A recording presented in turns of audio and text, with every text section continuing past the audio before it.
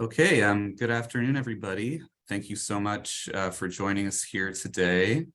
I'm Will Lamborn, the Director of Planning, Policy, and Development for the Mayor's Office, and we really appreciate you all taking the time today to be with us here for this webinar on Executive Directive 1, the expedition of permits and clearances for temporary shelters and affordable housing.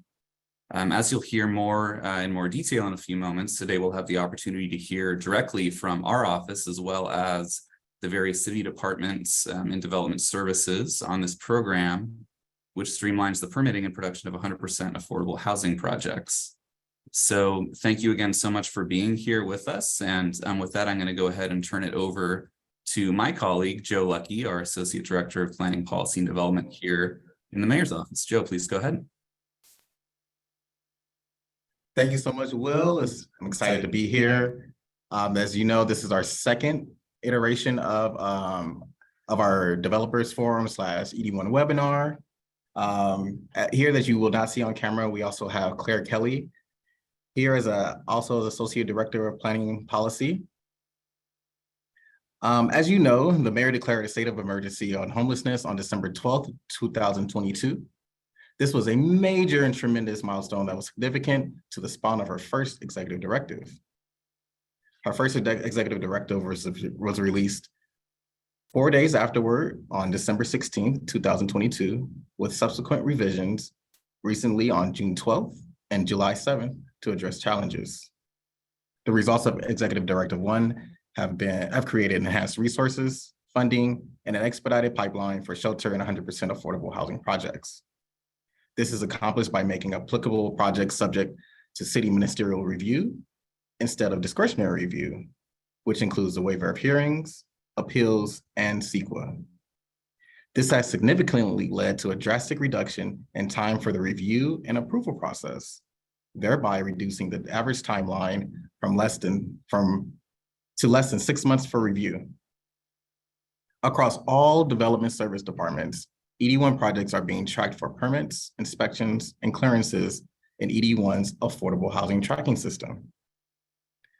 With that, more than 28,000 affordable housing projects, or affordable housing units, are in the program, including projects in any stage of pre-development, under construction, and obtaining certificates of occupancy. And as majority of the group does know, ED1 was introduced as a codification on, I believe, I'm forgetting the date, but it was last month. It was introduced at council to codify key provisions of ED1, and city planning is in the process of drafting an ordinance with a target release date of later this year. Next slide, please.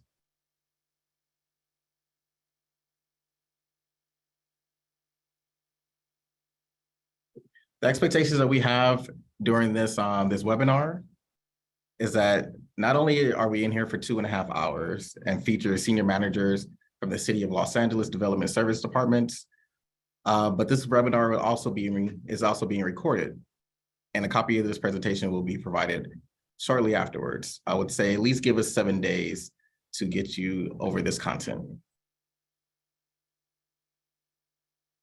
The content delivered today will be in increments of 10 minutes, and a moderated question and answers period will be provided at the end of this recording. Please provide any Q&As that you possibly have in the chat box in Zoom. And like I said, they will be answered at the end during our moderated session. Please submit only project specific, if you have any project specific questions, any development service questions, the whole please include them, and we'll definitely either reply directly in the chat or leave it to the Q&A session at the end. Here is our wonderful agenda, jam-packed all the way to the brim, leading us into 3:30. We will first start off with development service department updates, first being led by our CEO team, and then kicking it off with city planning and ending with recreation and parks. And then we'll do a small little overview of ED1, including the website and some city resources for developers. And as stated, we'll end with the Q&A. So with that, I leave it over to our Affordable Housing Liaison Unit, and have a wonderful time during our webinar. Joe, this is Andre. Thank you. With the city's Affordable Housing Liaison Unit. I'm the team leader of the Affordable Housing Liaison Unit, or AHLU. AHLU has two other team members, our Principal Project Coordinator, Myra Sanchez, and our Senior Project Coordinator, Noah Fleischman. Founded as an act of City Council and Mayor in 2022, the Affordable Housing Liaison Unit is responsible for streamlining and expediting 100% affordable housing developments located in the city of Los Angeles. We do this in two ways. First, we act as a city liaison between the 12 city of Los Angeles Development Service Departments responsible for planning, approving, and financing affordable housing production in the city. In this role, we track projects, identify approval bottlenecks, and make recommendations for approving the affordable housing production in the city. To this end, we work collaboratively with the Mayor's Executive Development One team and the city's Development Service Departments. Secondly, we act as a developer concierge with members of the affordable housing development community. In this role, we respond to developer inquiries with technical assistance. We provide developers best management practices for developing affordable housing in the city, and we connect them, their utility consultants, entitlement consultants, and other vendors with the appropriate team members in the city's development service departments. We do this with the goal to reduce missteps and increase affordable housing production. Please note, however, the Affordable Housing Liaison Unit is neither a lender nor an approval of permits. We work, however, with developers and the city development service departments to streamline affordable housing in the aforesaid ways. The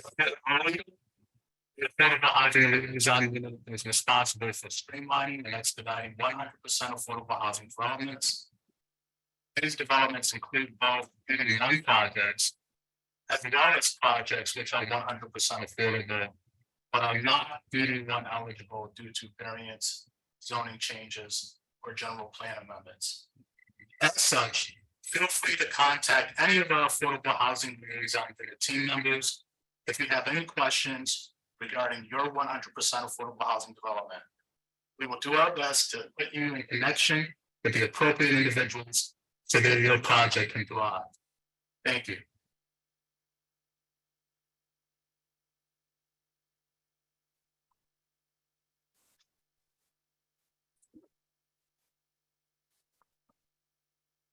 Hey everybody, Justin Bilo here, Senior City Planner with the Department of City Planning, and I am going to give you a brief overview of City Planning's role in the implementation of ED1. So I'm going to go over our ED1 ministerial approval process, some of its features and criteria, results to date, some resources and contacts. So let's get into it with the slide we're on right now. So general eligibility for City Planning's ED1 ministerial approval process does apply to all shelter projects or 100% affordable housing projects proposing at least 5 units. Eligibility is on a forward-going basis. There are some limitations to this. It doesn't apply to any projects that require a legislative action, some kind of variance, projects in the coastal zone, those that are subject to the Subdivision Map Act, such as condo projects or small lot subdivisions, for example, and projects in single family zones or more restrictive zones. So let me just share some of the features on the next slide. So I do want to briefly just sort of distinguish what this process is.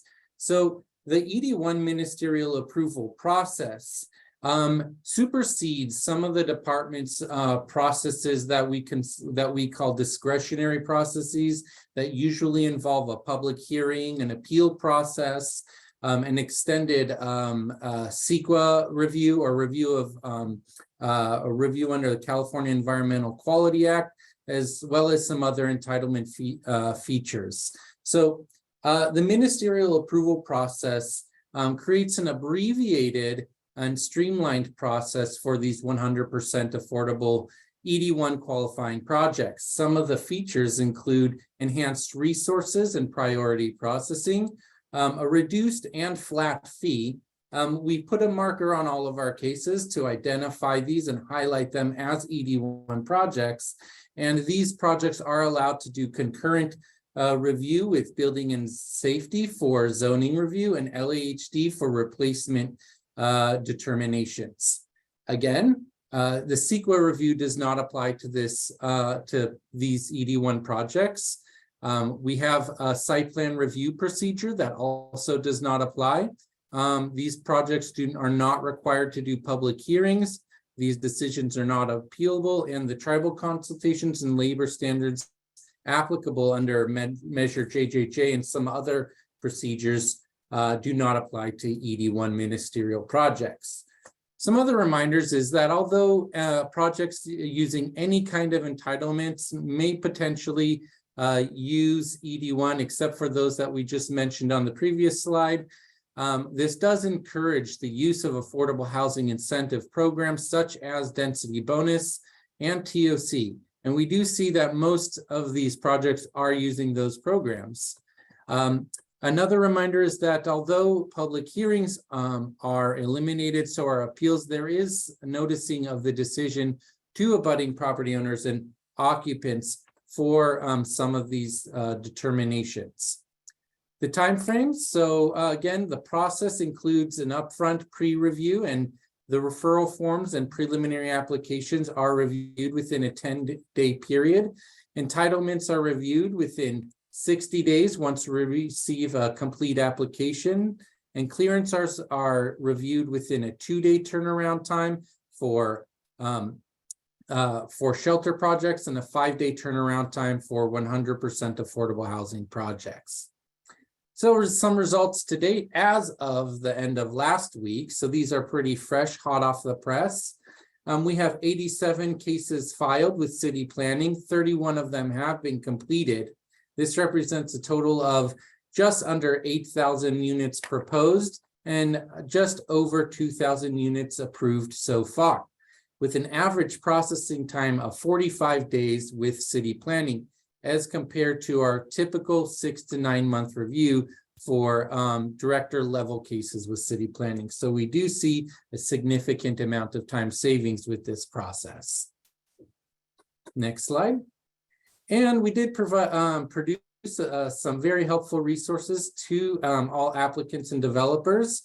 We have our implementation guidelines that are available on City Planning's resource page, and we do have a resource page that includes the implementation guidelines, the ED1 memo itself, as well as some other helpful resources and contact information.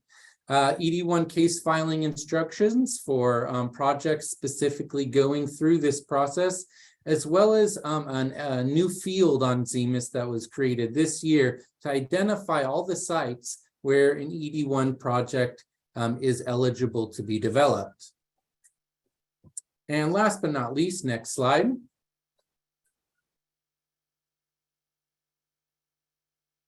Next slide, please. Sorry, having some technical difficulties. 1 second, Justin. All right, we'll just give that a second.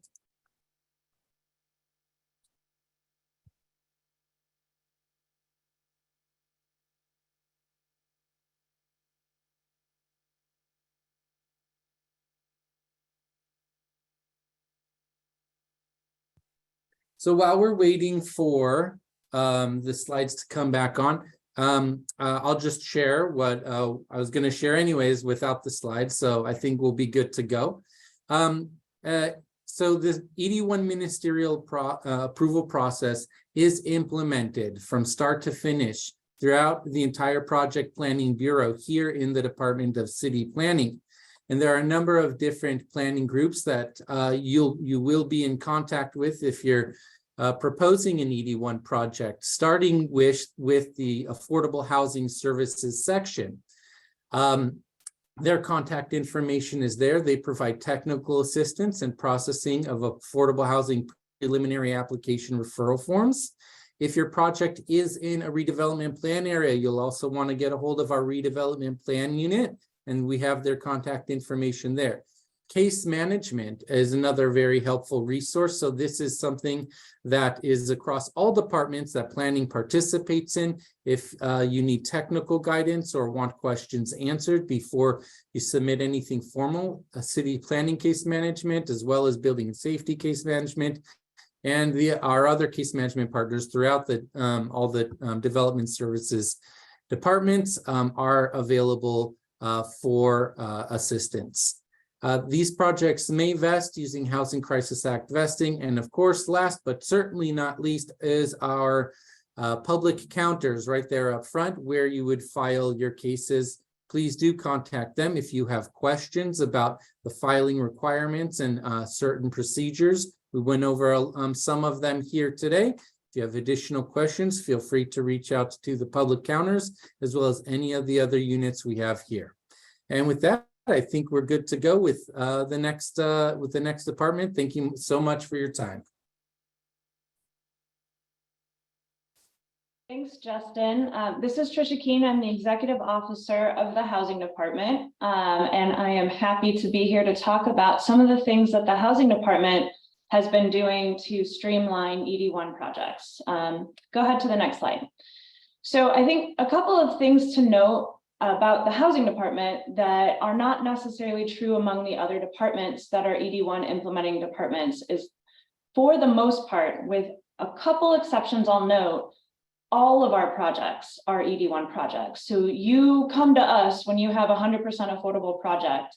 And so some of what we have done to make the process easier is not necessarily just about ED1, but it's about the systemic improvements to Housing Department operations. But a couple of key ways that we have been focused in particular on ED1 and making it easier to get through the development or the approval and development process have to do with things that are at the very beginning of your process, and then the things that happen during and after construction to get you into tenanting, TCO, and certificate of occupancy. So a couple of things to note. We have been streamlining things like replacement unit determinations and affordability covenants so that at the outset, it is easier to start. I think probably a lot of folks on this call are familiar with the length of time it was taking to get your replacement unit determinations done when that program first got rolled out. So that's been one of the areas where we do work with both 100% affordable and mixed income projects. So we have prioritized the 100% affordable projects, the ED1 projects, and are doing our review now concurrent with other city processes so that you no longer have to come through the RUD process before you can start anything else. Same with accessibility covenants. You can start that earlier and do that concurrently with other processes so that it's going parallel rather than something that is a step that must be completed before you can move on to something else. We've made some aspects of those processes easier themselves about changing the way we do vacancy verifications. And also before you get your building permit clearance, you no longer need to show proof of a recorded covenant. A signed covenant by the owner is fine because we know that it's going to get recorded. So the other piece is we are really focused on getting you through the accessibility plan review and approval process quickly, though that is one of the areas where we are only dealing with 100% affordable projects. So we are prioritizing those both based on readiness and deadlines, especially around TCOs and COOs. Next slide. So on the next slide, what we're going to talk about specifically in this slide and the one after are some of the things that we've been that we've noticed as we've been working through streamlining some of these processes and getting feedback from staff and from applicants as they're working through the various steps. and some real basic ones, but you'd be surprised how often it doesn't happen. Use the updated application. We have made some changes to the SB8 and the covenant applications. So for RUDs and covenants, there are updated forms to use that'll really help make sure that you're getting all of the information in at the outset. And that makes it obviously a lot easier to get through the process. The other thing we would note on RUDs in particular, before you file with the housing department, check to see if your project qualifies for a no net loss declaration. And there's a link on the screen that you'll have access to that you can use to help check to see if that's the case. And then you can save yourself a step of coming through the housing department and then being directed to do the no net loss. For both the RUDs and covenants, we have checklists that we've provided to make sure that your applications are complete when they're submitted. Better to take a little bit of extra time to get those applications complete when you first turn them in so that we don't have any delays in processing them. And then, just we've joined the modern times. You can make your payments online with the housing department. And there's a link so that for our land use applications, you can actually pay your bill online and not have to email us and send in a check anymore. A quick additional note on covenants in particular. All of our affordability covenants need to be superior to other lenders. That's always the case, but it is helpful if you work with your other lenders at the outset, so there are no surprises later and they don't need to, they're not caught off guard that we need to have them subordinate to the affordability covenant. And then one other quick note is we often see discrepancies between the signatures that are required under an operating agreement versus articles of organization. So make sure that you either have consistency there or understand that the inconsistency in those requirements can add to some additional time or steps necessary to get that covenant done. Next slide, please. The next slide is about a program near and dear to my heart, which is our accessible housing program. As many of you, or hopefully all of you are aware, when there's city funding or public funding involved in a project, it triggers accessibility. Well, all projects trigger accessibility requirements. Publicly funded ones trigger specific accessibility requirements. And that means then you come through the city's accessible housing program, which the housing department administers, to make sure that your project is designed and built in compliance with that program and that we can certify your units at the end of the process. So really important thing, get your CASP involved at the beginning.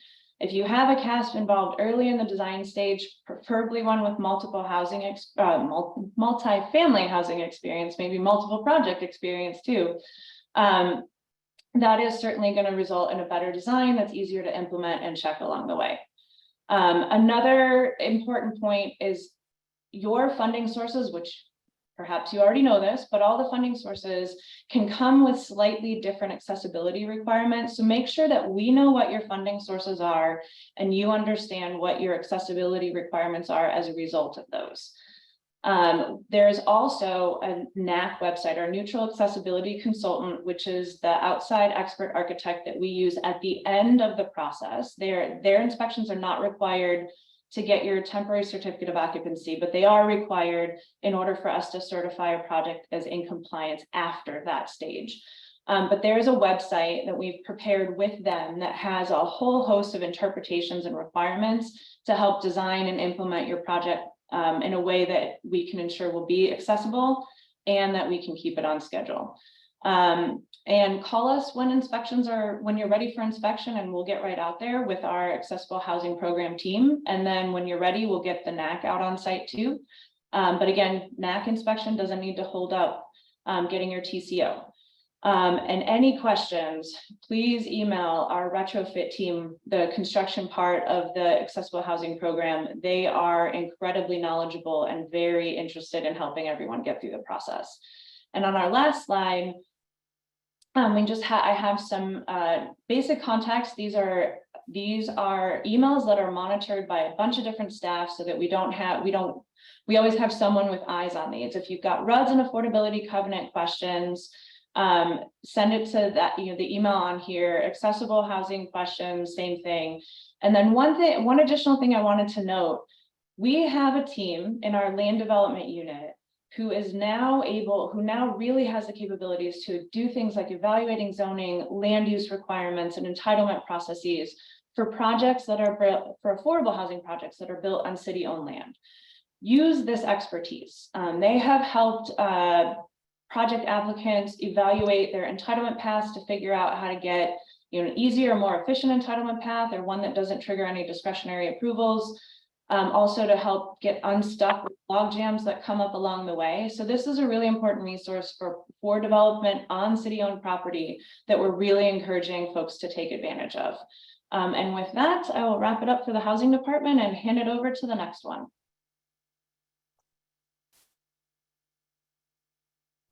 Thank you, Tricia, and good afternoon, everybody. This is the building and safety presentation. If we could get the next screen, please. So for 81, the start is our plan check review and permitting. With that, we have an affordable housing section that handles permitting from start to end. And for 81 projects, they will be assigned right away and expedited through the system. Once the plans are reviewed, clearances for other departments, they will be issued at that time. We do encourage applicants to start working on these clearances right away and in parallel, so they don't become a holdup at the end of the process. The affordable housing section also had some of our best engineers and most experienced engineers in the department. So in addition to checking plans, they really can be your advisor and provide guidance. We have a development services case management, as you've heard before, from planning, and that does include all city departments involved in permitting, including city planning, BOE, DOT, DWP, etc. If you need guidance up front on how to navigate the system, that's a good place to be. 81 projects will be given priority assignment in case management. And once in the case management, once you're assigned a case number, it'll be the same person guiding the project all the way through. Next screen, please. Once the permit is issued and construction starts, we move on to the inspection bureau. We have on a pilot now created a task or a small team of inspectors that inspect 81 projects, and it's working really, really well. At some point, we're going to expand it, but that way you get the same inspector all the time, and there is a relationship with the inspector if there's any questions.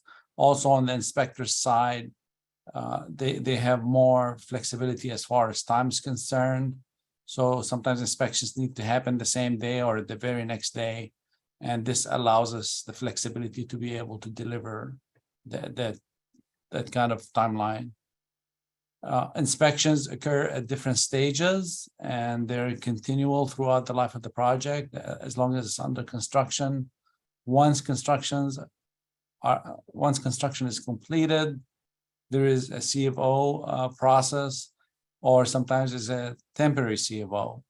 Either way, there are clearances. Again, the same clearances we started with in plan check. These are the same clearances for the certificate of occupancy. So again, we will, of course, on our end, help with these clearances, but we also need the design team or the owner's team to team with us on getting these clearances all done. Similar to plan check, inspection has a case management, and an inspection case manager will be assigned to the project, and they will help throughout construction and throughout the certificate of occupancy process. Next one. Thank you. So here are some resources on our website. We created a special portal for affordable housing. So whatever you need as far as information, it'll be there. We also have information bulletins that you may find beneficial. And we have a portal for e-plan submittal. We highly encourage every single project to be submitted online electronically, not paper. electronically. It just makes it easier for us. It makes it easier to route, to track. We have a history. It's just easier for everyone. So we highly encourage the online plan check submittal. Next screen, please. So here's the contact information. We created a special email address, ladbs.ahs@lacity.org. So if you have questions about affordable housing, any ED1 project related matters, please use that email. There's also a phone number. And if you want to come in person, it's 201 North Figueroa, Suite 830. With that, I will turn it over to the fire department. Thank you. All right, good afternoon, everybody, and thank you, Osama. My name is David Perez, and I'm a deputy chief here in the fire department. And it is also my extreme honor to be able to serve as the fire marshal here in the city. In our fire development services section, can we have the first slide, please? In our fire development services section, we created the affordable housing unit. It is a unit made up of a captain who's in charge, some clerical and management staff, as well as 3 field inspectors and 3 fire protection engineers for plan check.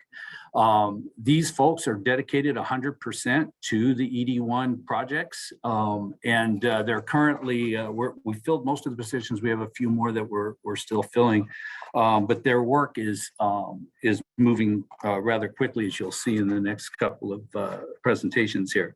Annually, the production of affordable housing across the city has gone up about 600% since ED1 came into play. We've seen an increase in our section from over 300, for around 300 units per year to over 2,000 now. So there's a huge increase there. We created our affordable housing unit to help make sure that the ED1 projects get identified quickly and move through the process as quickly as possible. We've also implemented our FIMS, Fire Inspection Management System, which is our online system to manage throughout the inspection process, all the way from plan check through to the field inspection. So it does help us with efficiency, and we are also moving forward to FIMS 2.0. Can I get the next slide, please? Thank you. Additional updates on architectural plan review. We are currently surpassing our 15-day return, typically taking about 10 days, sometimes less, to get through the back room on the expedite side, or regular, we're making about 30 days. And we're reviewing, we're assigning the plans within 5 days. It's important to note, though, that's if we know that these are 100% affordable housing projects. So make sure that in your application that you make that very clear to us that this is a 100% affordable housing, so we can make sure it's on the right track to get through the process. And we're typically about 85% of the cases we're exceeding or meeting our goal of 72 hours for field inspection. Next slide, please. So on the last slide of the fire department presentation, we're going to share with you a few different links that have some of these resources that are listed here.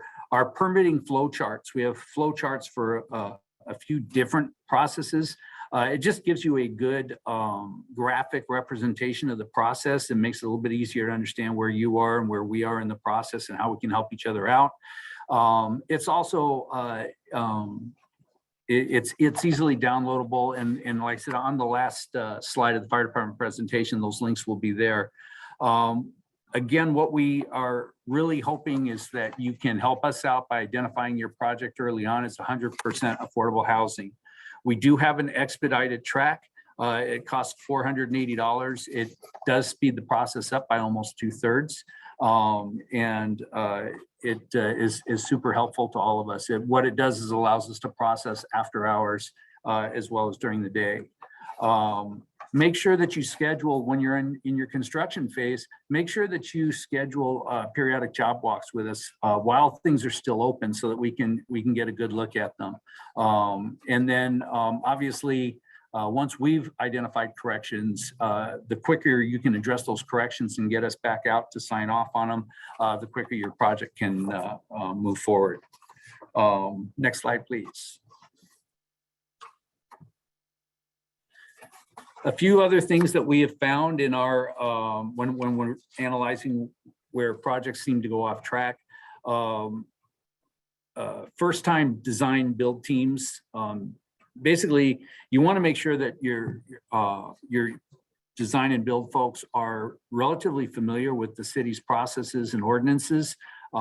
This is not, if you're trying to move through a funding deadline and get everything done in time of a funding deadline, it's super important that you have people who at least understand the process. We are going to do everything we can at the fire department, and I know the other departments that are presenting here today are the same. We're going to do everything we can to help make sure your project gets through on time. But we need to know that that we're staying within, we have to stay within the ordinances of the city as well. So having folks who are well aware of what we're doing and how we're doing it makes it much easier. Swapping out contractors and subcontractors in the middle of a project tends to slow things down as well. And obviously building designs or construction practices that are not code compliant will slow things down as well. We are here to help you. We want you to be successful. We will do everything in our power to make you that way. Can I have the last slide, please? If you take away nothing else from this presentation today, other than this piece of information right here, I would strongly recommend that you keep this on hand. Our captain in charge of the Affordable Housing Unit is Captain 1, Kevin Easton. His contact information is there. He and his unit are located in Fig Plaza on the second floor. You have there his telephone number and his email and those links I was talking about for the various workflows and processes that we have. On behalf of all of us and the fire department's Fire Prevention and Public Safety Bureau, the 250 inspectors and technical staff that make sure all of the projects in the city are safe, I thank you for your time today, and I turn over now to the next department.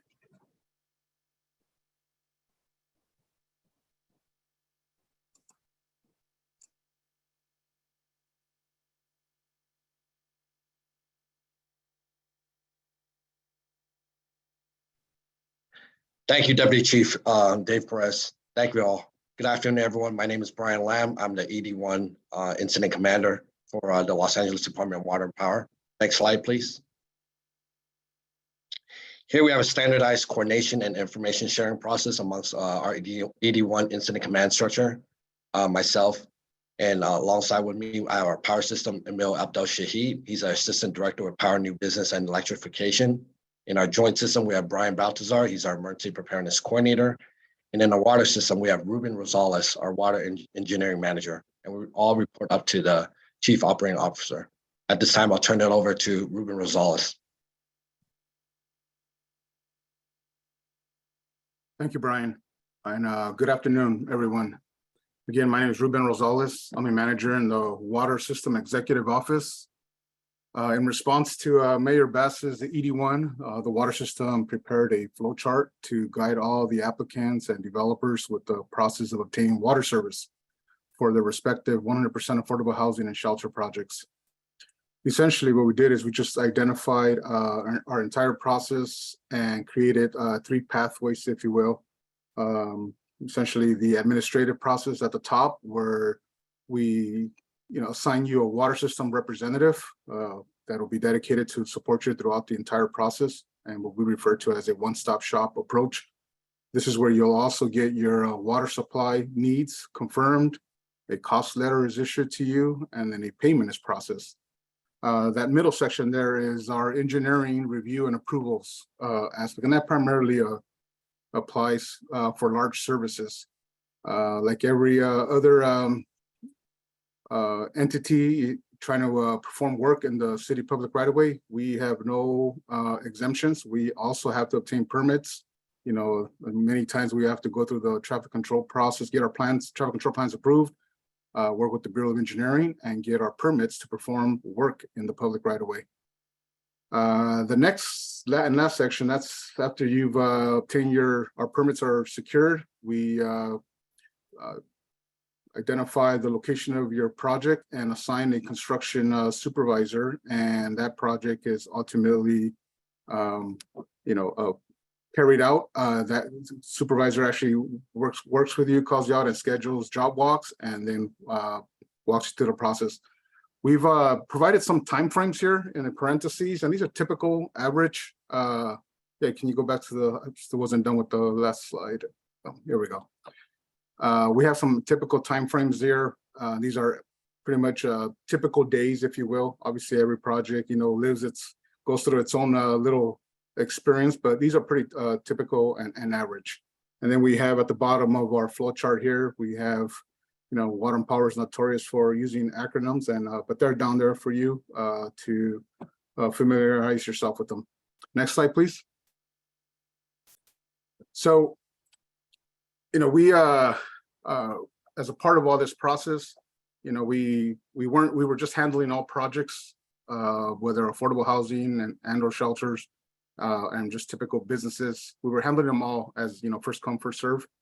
But the department did perform some process improvements internally and started tracking. So here's just a snapshot of like a current list, and this list was actually current about a month and a half ago. We submitted our slides early, and so you can see that we are tracking every project as it goes through its phases. So far, we have completed 49 as far as needing water services. We have also identified, other mechanisms internally. We're working with other city departments and trying to see how we can possibly combine other coordination with other city departments. But in the meantime, this is our own internal tracking, so we can properly flag and track these projects as they go through this process. Next slide, please. So from the very beginning, we had to identify and commit to this major endeavor to support the mayor's ED1 and the housing crisis we're experiencing. So early on, we identified these areas, and we committed to support this by establishing a one-stop shop for all the water service installations. We have successfully created that internal tracking system that I alluded to earlier. We've also created or established a process where we are working with our power system folks, where workshops are scheduled. We are a part of that so that we can meet with applicants and developers so that we can properly guide them. We welcome folks to start early with us as well. Next item here is I'm sorry, no, go back to the next slide. So the other item too is we, not knowing exactly what our target was going to be after we improved our process, we committed to a certain duration for like our small services, and that was like 90 days. We committed to go from 90 to about 60 days. I'm happy to report that we are doing a lot better than that. We're averaging about 45 or so days. So we have improved our delivery times there. For large services, we committed to from 120, it was actually like 140 to about 90 days. We're hovering about 100 days right now. So there's still a little room to reach our targeted goal, but there has definitely been some significant improvements. And a lot of that is by working through with other city departments, and specifically like the Bureau of Engineering, who we have to obtain permits from. So we are seeing the actual improvements. The last bullet here, I wanted to make sure that folks understand that I know many facilities are new, but if you are trying to convert an existing building structure into one of these affordable housing units, shelters, the department does offer water quality testing services, like for the existing plumbing. So we can assist you in methods on how we can improve the water quality in that existing plumbing. Next. And I think at this point, I'm handing it over to Emil Abshadil with the power system. Hey, good afternoon, everyone. So the power system is doing something very similar to what the water system has been doing, where we streamlined all the processes and united all the parts of the value chain for the customer, and made sure that everybody on that value chain understands their role in the process. And while you can see the flow chart here, one of the biggest pieces of this effort is having having all the information we need right offhand and making ourselves available to the developers, to all the affordable housing customers, so that we can answer any questions prior to any submittals going to us or going to any of the other city departments. This helps facilitate the internal coordination and helps expedite the design process for all of your projects. So far, we've implemented this process as of January of this year, and we've seen a significant improvement in the design timelines for all of the affordable housing projects, and we look to continue to improve and continue to add staff. We also depend on the customer, the developer, the contractor, whoever's doing the work, the construction in the field. Our timelines are also dependent on your timeline.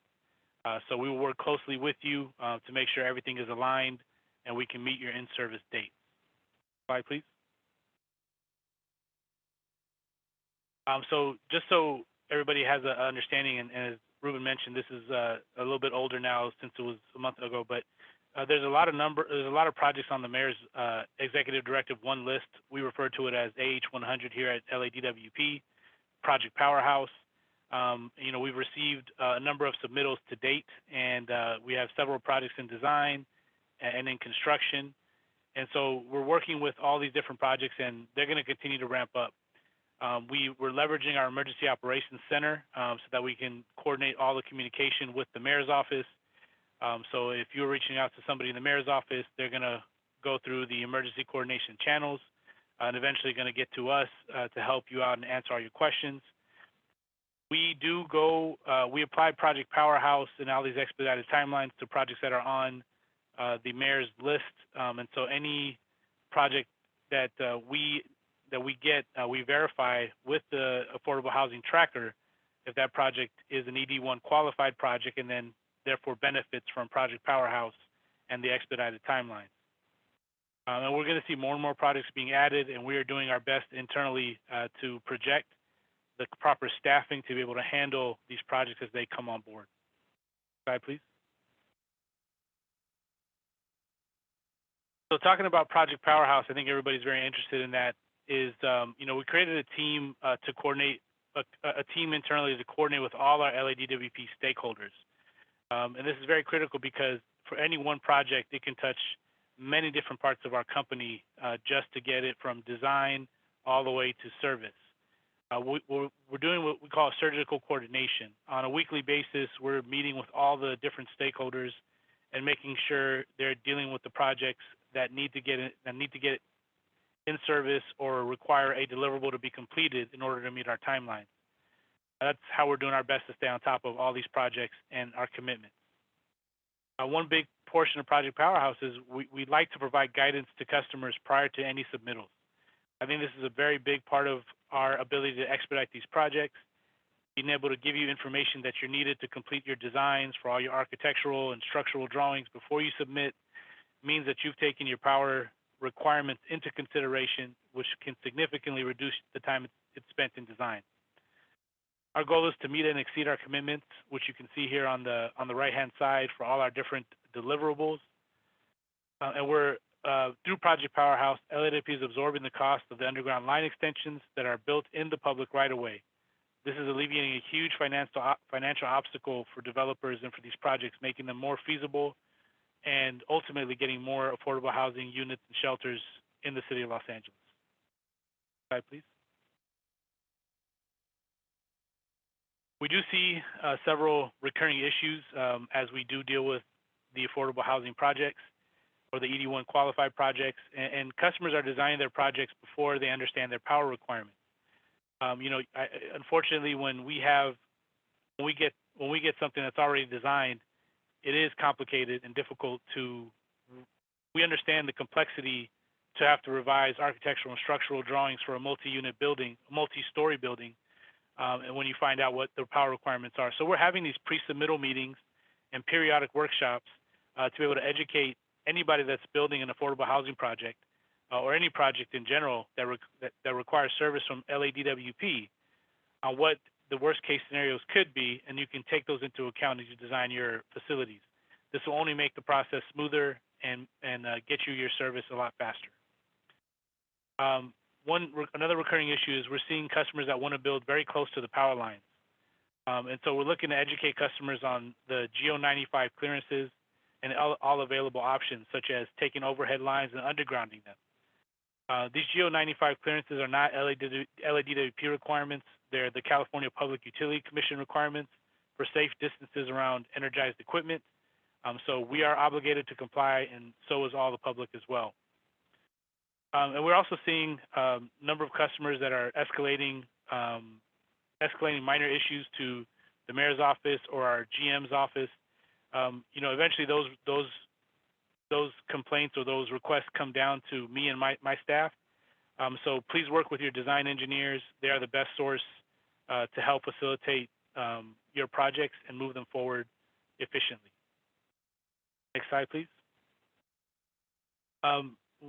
These are some resources that are available both for the water and electrical service requirements.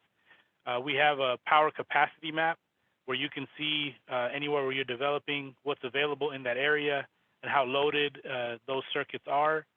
From the power side, if you're looking to speak to somebody, you go to this website called Find the Right Person, you input your address, and that will give you a list of people that will be responsible for helping you out. Electric service installation status is another helpful tool to help you find status of your project. A lot of times, for mostly every project, we deal with encroachment, and this is when the building is too close to a power line or there's a pole in the way. So there's a website there to guide you, and also for the water services. So please feel free to use this information. And if you have any questions, there's contact information across all of these websites. Slide. Now I'll hand it off to the Bureau of Engineering. Hi, my name is Crystal Lee. I'm the Deputy City Engineer for the Bureau of Engineering over Development Services and Permits Program. I know we're about halfway through our presentation, so I wanted to take this opportunity to try and paint some of the framework to explain how the Bureau of Engineering fits into the overall landscape of all of the different departments that have joined us here today. I understand that some attendees are very experienced with the city process and some may not be. So if you're very familiar, bear with me. I'll just do this very briefly. Depending on the location, zoning, and scope of your project, these are going to be the main determinants of what permissions are required. Those are usually determined by building and safety, planning, and housing. Those three departments help identify for us the conditions and requirements that engineering is responsible to review against. Typically, building and safety and planning use ZEMIS. Bureau of Engineering is mainly focused on the purview of what's in the public right of way, and we use a website called Navigate LA. On Navigate LA, you can find different layers. It's a GIS mapping that can help identify where your project lands as far as the designation and what permissions could potentially be anticipated. Permits, existing utility substructure are all shown on that map. And I did want to point out that we are tied and heavily integrated with some of the other departments as well. DWP mentioned that they have to obtain permits from us. I am happy to announce that we have a dedicated U-permit staff team that processes DWP permits, and we have been meeting a less than 5-day review period for those U-permits. So we are trying to expedite in every way possible. Next slide, please. And just to explain what the public right-of-way is, it's right where the property line ends for your project and the public side begins. So they do experience different rules and codes, as building and safety is more applicable in a building code purview. We have our own LAMC, the Los Angeles Municipal Code, to comply with. And that is typically what we use to refer to. So what we've done for ED1 specifically is we have identified a district office liaison in every office.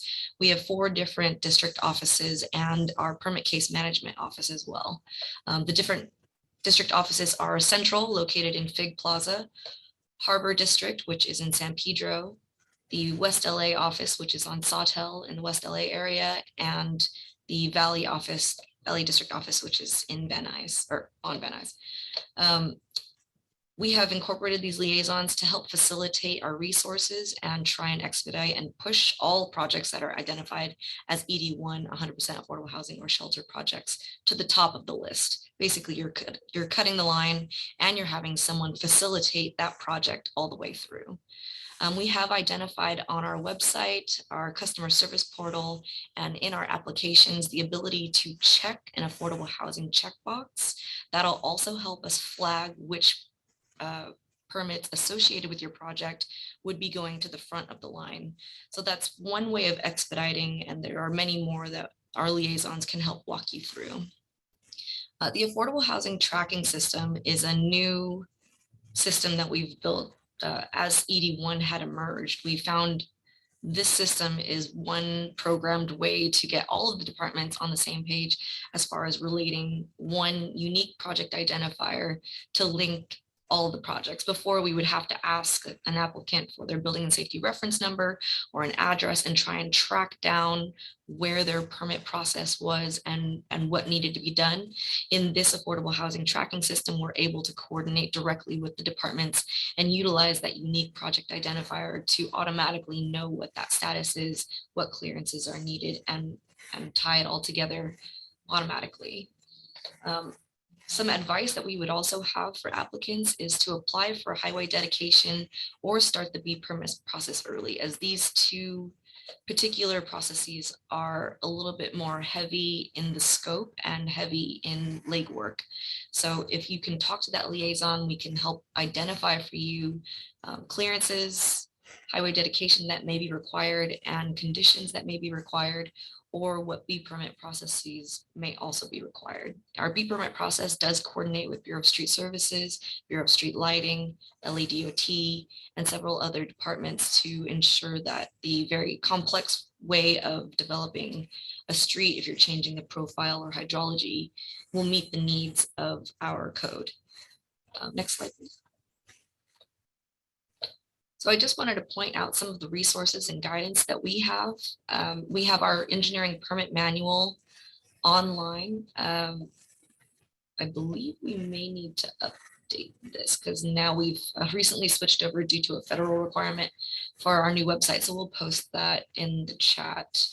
But we do have an entire manual that points out how to apply or what each permit is for, and to explain what pieces of it are required and what codes they are tied to. There's also permitting websites and our individual applications. Everything we are doing is completely digital and online. So that's extremely helpful. We have several appointment system access portal areas that you can ask questions. One is our customer service request portal that's on our permit website. You can ask individual questions and add some attachments for your project specifically. It'll enable you to communicate with BOE staff 24/7.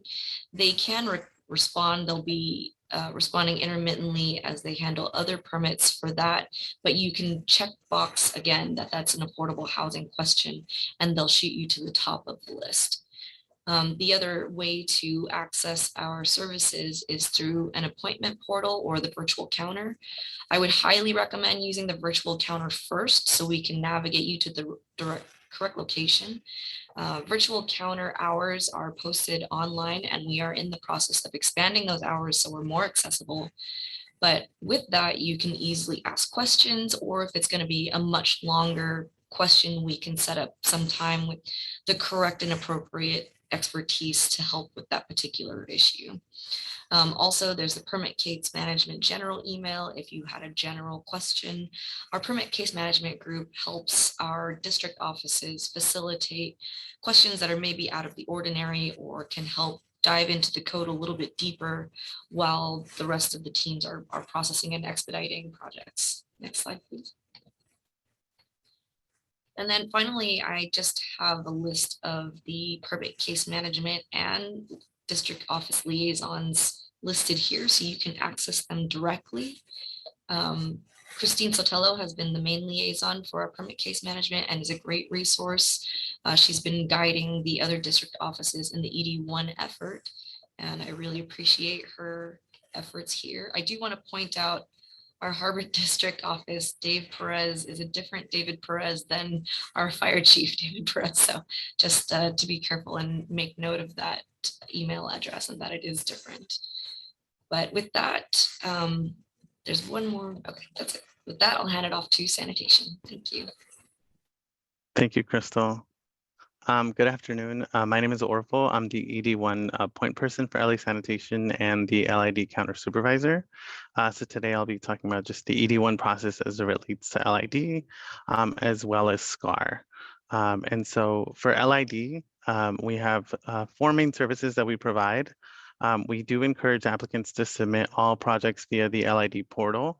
So the website is listed there. And so the 4 main services that we provide are plan check, certificate of occupancy, plan case referrals, and plan restamps. And so plan check, you'll see it on your project summary clearance form as obtained watershed protection division clearance from LID. For that, one of the main focus items that we do encourage applicants to do is to submit to the concurrently with other departments that are applicable for their respective projects. And so sometimes that includes LA County Department of Public Health, LADBS grading, or the Upper Los Angeles River Association. And so those departments do have to review your plans concurrently with LID, depending on the project and what is being proposed. And so we do encourage you to submit concurrently. Same thing for certificate of occupancy. You'll see that listed as Public Works Stormwater. For certificate of occupancy, you'll see that Public Works sewers also comes up, open permits. And so those are processed by BOE. Public Works Stormwater is the only one that's processed by LA Sanitation. So just make sure to submit to the correct department. And so Public Works Stormwater is our clearance. We also process planning case referrals, which are required by the planning department during the planning development phase. And so make sure to submit to us for that request as well. And then we also process plan restamps. Next slide, please. For review times and metrics, for plan checks, we are currently meeting the ED1 requirements. We are tentatively exceeding those requirements. And so we average about a 15-day review period for first-time submittals. In comparison to non-ED1 projects, they're about 28 days. For resubmittals, they're reviewed within 2 weeks of their submittals. And then just as a whole, ED1 projects are cleared in 49 days. So that's total days, not business days. So they're typically cleared in about a month and a half. And non-ED1 projects are cleared in about 77 days. Just to give you an example. So those are metrics reflective of since ED1 was introduced in December. For certificate of occupancy, the first submittal for ED1 projects are typically done within the first business day if they're flagged accurately. So we do encourage you to note that in the comments section of your submittal that your project is an ED1 project to ensure that it's flagged that first day and it's reviewed that first day. Resubmittals are reviewed within 1 business day as well. By that point, they're already assigned to a plan checker, and so the clearance and review for those projects do get expedited. And then planning case referrals and restamps are usually done within 1 to 3 business days for ED1 projects. Again, it helps that you flag that when you submit. So there's always a comment section in our LID portal that gives you that opportunity. Next slide, please. And then in terms of contact, that contact will be me. And so email is preferred. However, you can call. And so soon that phone number will be transferred to a city cell phone. So you might also be able to text me if in case anything comes up, but email is preferred. We also have a general email. That general email is always replied to within a business day. And then there's a general phone number. That phone number is also in the process of being transferred to a city phone, and so soon you'll be able to text that phone number as well. And then there is one additional process that sanitation is involved with. That's the sewer capacity availability request. This process is initiated with BOE, but we are involved on the back end. And so it's important that once you submit to BOE that you identify the project as an ED1 so that on the back end, our department can flag the review for expedited review. And so these are, again, are initiated by BOE. And so just make sure to let BOE know when you submit for a sewer request that the project is ED1 so that our staff can expedite that review. SCAR requests are generally processed in 14 days. So it is not, it has not posed an issue thus far. And we have looked at the affordable housing tracking system to look at all of the ED1 projects and have actually already started to do SCARs where feasible before a request is even made, just to identify any potential issues that may come up. Okay, with that, I'll leave it up to contract administration.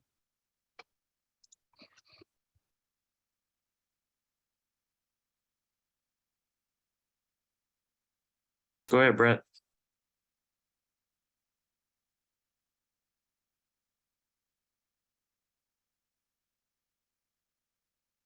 Brett, I think your mic is muted or something. I can't hear you.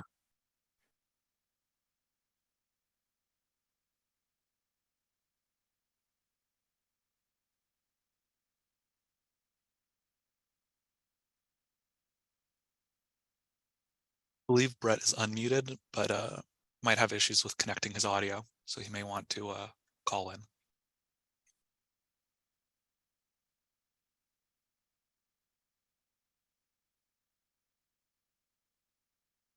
Maybe the next one could go while he addresses his audio.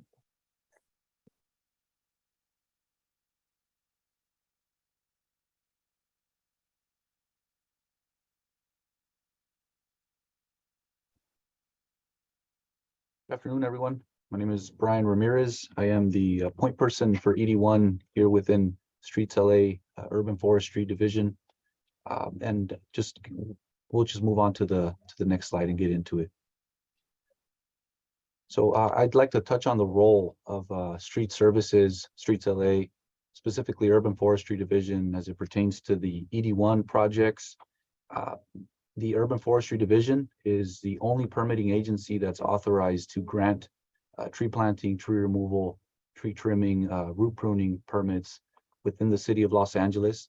I went through some numbers. Approximately 40% of these ED1 projects do not have any existing trees, so I will not see any of those, but 60% of those do have existing trees adjacent to the public right-of-way or within private property, and these are comprised of native protected trees. So any clearance for trees, any permit that will ultimately be required, our group here will be processing it for applicants. For the ED1 updates, the Urban Forestry Division has proactively reviewed all of these projects. We have assessed potential needs that may arise, and we are prepared with preliminary information as these projects come to our counters and our systems here. We are committed to expeditious prioritization of these ED1 projects. We are committed to timely responses and updates to the applicants as they navigate the clearance process and also the application process. And we are also actively engaged in biweekly participation in the ED1 recurring group meetings internally with other departments as we coordinate in these projects. Next slide, please. As it pertains to the resources and guidance, the Urban Forestry Division's task within the city of LA is looking out for the interest of the existing green infrastructure. Trees are always sought to be preserved. So the guidance is provided that when applications come to our counters, please try to prevent unnecessary project delays by observing and following the instructions and guidelines that are provided by our staff. Please provide complete, thorough information at time of submitting requests to prevent any kind of unnecessary delay. I want to emphasize that the images off to the right of the screen here shows an example of some unnecessary interactions that may occur. Again, being that a tree clearance is being requested by urban forestry, the first plan at the top right corner shows a plan, but no trees and no public right-of-way installations. And our staff had to request that these trees be plotted and the public right-of-way improvements be disclosed. Again, the principle is that urban forestry will review the impact of any construction relative to the existing trees and seek to process these requests, whether it be through a removal permit or a root pruning permit. The other guidance that's provided is that applicants should seek to prevent unnecessary injury to existing trees where feasible, whether that be by redesigning or performing construction away from trees, utilizing existing driveway approach locations to not impact trees, reducing or shifting the driveways or sidewalk away from trees, enlarging tree wells, redirecting utilities, installing DWP transformer staging areas in a manner that does not conflict with existing trees. And I want to emphasize that this is a part that should be considered early on in the design phase. Tree protection is best during the design and the proposals of these projects. I want to highlight here in bold and highlight that failure to provide adequate justification for tree removals may result in unnecessary delays or potential denial. And again, I will reference the Los Angeles municipal codes that explicitly provide the Urban Forestry Division and the Public Works the ability to issue tree removal permits. Next slide, please. As another guidance and resources continued, protection during construction, we have a couple of bullet points here. So installing and maintaining tree protection zone and fencing throughout construction, continuously monitoring the site, the street trees throughout construction, excavating by hand, performing exploratory trenching when encroaching within the critical root zone, and mulching and watering of trees during construction will assist these types of developments from and prevent them from any delays. My group also oversees any kind of unpermitted tree activity. So any encroachment onto a tree, any damage can potentially lead to a violation and cause untimely delays to a project. It's highly encouraged that applicants and these projects implement and adopt some kind of a tree preservation plan as they move through their process and they navigate their process. Next slide, please. And finally, the contact information here. We are within the Public Works building at 1149 South Broadway on the 4th floor. Our website provides resources. We have links to ways to obtain clearances, ways to apply for permits. We have our telephone number, 213-847-3333. As it pertains to any revocable permits, Streets Services also reviews those kinds of requests and those types of improvements within the public right-of-way. Mr. Nashith Ganda at lacity.org. Here within urban forestry, our main contact, the best way to reach us is the urban forestry email contact. You may also call into our main desk as it pertains to the clearances or permits or any land development issue. The point of contact is Albert Vera. But of course, if you ever come to any kind of impasse with your project or require a bit more assistance in navigating the any part of the process, I make myself available. Again, my name is Brian Ramirez, and this is my contact information, brian.ramirez@lacity.org. With this, I conclude my part of the presentation and I hand it off to Bureau of Street Lighting. Good afternoon, everyone. My name is Jay Wong. I'm the division manager of the private development division here at Street Lighting. And With regards to the ED1 projects, our goal is to coordinate with the Bureau of Engineering to identify the ED1 flag projects, and we'll prioritize and expedite those projects. So an overview of the division here is for private development. We establish street lighting improvement conditions related to planning cases. We also determine bond cost estimates. We process a permit street lighting plans. We prepare the sketches, and these are for small scale existing street lighting equipment relocations, such as like pull boxes in driveways or things like that. But our primary focus is street lighting as a B permit plan checking. We do electronic reviews. We also process encroachment permits and intern change authorizations for indexed B permit street lighting plans. Next slide, please.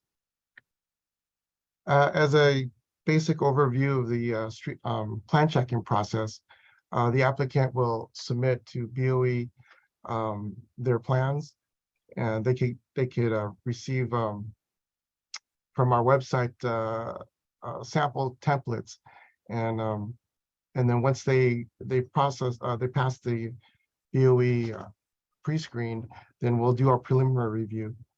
And that usually goes through a few review cycles with the applicant. And once they're approved, then we'll pass that along to our Prop 218 compliance that's related to assessments. The applicant will then also, in the parallel process, coordinate with Cultural Affairs and DWP for service confirmation. Once we receive all those information, the final plan will be adjusted and submitted for final review. And then once we review, we'll submit it to BOE for indexing. Next slide. This I apologize, this slide was incorrect, but I made some revisions on the other slide, but I guess it's not updated. It related to our website, so that the applicant can find more appropriate information. Can you advance the slide, please? Thank you. So for further information, I'm the manager, Jay Wong. You can contact me at the emails j.wong@lacity.org. For case management, the section supervisor is Gil De La Cruz, and he has two engineers working for him. And our primary plan checking supervisor is Win Pham. Anything related to plan checking, you can contact Win. Thank you.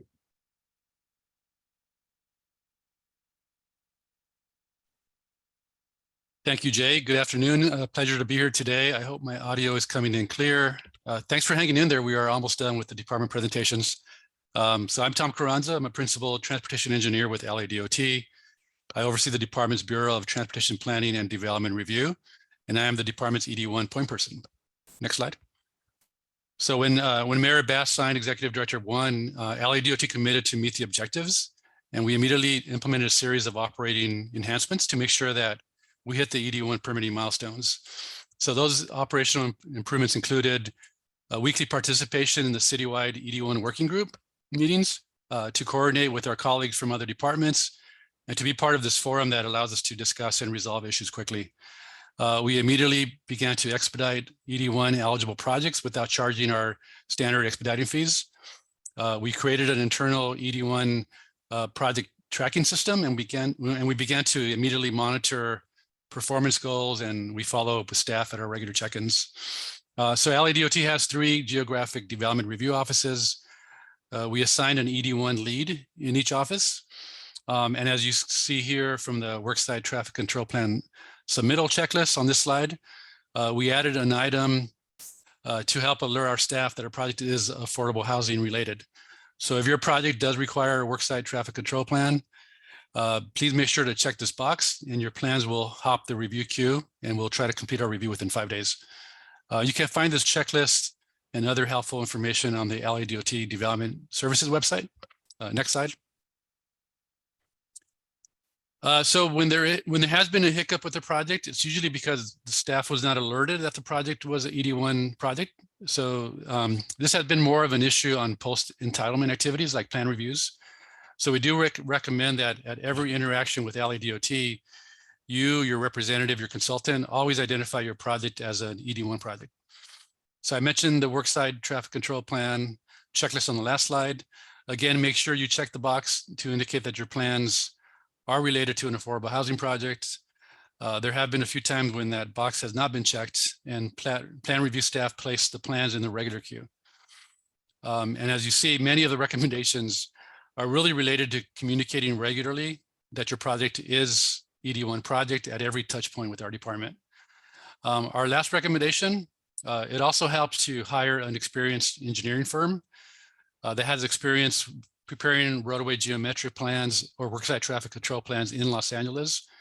We have seen some plans submitted that did not follow any safety or design standards. And we're probably just submitted to have LADOT staff complete the plans. And that really slows down the overall process. So yeah, it could lead to more of a longer iterative process, and we're trying to avoid that. Next slide. So this is my last slide. If you have any issues on a particular project and you need assistance from someone at DOT, you could please reach out to me and I can help with tracking down the status or with troubleshooting. My contact information is listed here. If you prefer to go straight to the area leads, and I'm not sure something got jumbled in the slide, but the area leads are Wes Pringle. He's your contact for projects in the central part of the city, but also for West LA and the coastal areas, including San Pedro. Jesus Serrano is your contact for all projects in the San Fernando Valley area. For questions on B permit reviews and worksite traffic control plans, you can direct them to Randall Tanageri, who oversees our plan permitting section. Emails work best when trying to get a hold of Randy. And that's my presentation. Thank you for your time today, and passing the baton now to the next department, Rec and Parks. Good afternoon, everyone. My name is Megan Luer, and I'm a senior management analyst in the planning division of Recreation and Parks, and I oversee the administration of the Park Fee and Quimby program and unit. Next slide, please. As you may be aware, RAP collects a fee for all new dwelling units in the city of Los Angeles to mitigate the impact of new residents on the existing park system. So we charge a subdivision fee, which is also known as the Quimby fee, for subdivision track map projects, and a non-subdivision fee for projects that do not have an associated subdivision or track map. The Los Angeles Municipal Code, Section 1233, grants an exemption for affordable housing units that are restricted at or below a rate of 120% AMI for a period of 55 years or longer. So as you know, ED1 only applies to non-subdivision projects, so projects without a subdivision map. And so the information shared here today will only be applicable to those non-subdivision projects. In response to ED1, RAP has implemented a procedure to flag and expedite all ED1 projects. Next slide, please. So non-subdivision projects are required to pay the park fee for non-exempt units prior to the issuance of certificate of occupancy. So Recreation and Parks is one of the last departments you'll see at the process, so make sure that you set aside funds for any fees that may be owed. Developers are required to submit a park fee calculation application, an affordable housing checklist, and copy of the Los Angeles Housing Department covenant and other required documents as specified on our website. And we request that you submit all of those documents to our email rap.parkfees@lacity.org. All the required applications can also be found at our website as noted in this presentation. Please be reminded that all non-restricted units are required to pay a park fee. So any manager's units that are obviously not restricted and noted as such in your LAHD covenant are required to pay a fee. The current fee is $8,214 per unit, and this fee is adjusted annually on July 1st. Also, please be advised that there's no way to lock in a specific fee rate. You're going to pay whatever fee is in effect at the time that you're ready to pay and get your C of O clearance. So just a few tips to help get you processed more smoothly on our end. Again, as other departments have noted, please indicate in your email correspondence with us if you are an ED1 project. That'll flag it for staff's attention and we can expedite appropriately. Please also make sure that your LADBS inspector has changed the status of the RAP certificate of occupancy condition from pending to verification sent. This notifies that the condition is ready to be cleared. And if the COO status has not been changed to verification staff, RAP staff is just going to tell the applicant that that step needs to happen before we can proceed with the processing of your application. Please also fill out all the applications correctly and thoroughly and provide all of the documents in one email. If multiple correspondence is required, please continue to respond in the existing email thread. Please do not create new email threads when you're adding new attachments. It just creates confusion for staff if we're trying to pull all of your documents from multiple email threads. Next slide, please. So here's the park fee contact info for the general staff and myself included. I oversee and approve all of the invoices anyway, so I'm usually pretty looped into the ongoings of staff. And even though it's not noted on this slide, we are located at 221 North Figueroa Street on the 4th floor. Thank you. This concludes my presentation.